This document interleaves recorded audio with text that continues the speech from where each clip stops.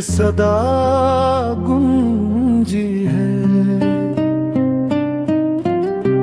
تیری یادوں کی ہوا آج بھی میں کی ہے، رات کے سائے میں تنہا دل بھٹکتا ہے، جیسے خاموش دعا کوئی ادھوری ہے۔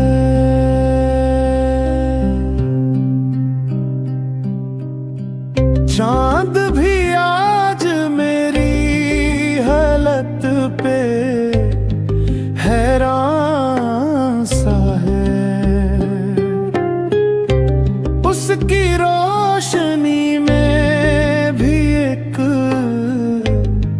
اداسی بسی ہے، دل نے چاہا تھا تجھے اپنی کہانی سمجھے، پر یہ تقدیر بھی کتنی عجیب لکھی ہے،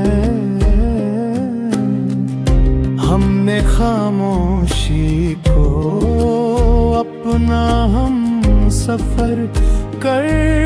لیا، اب تو تنہائی ہی دل کی محفل بنی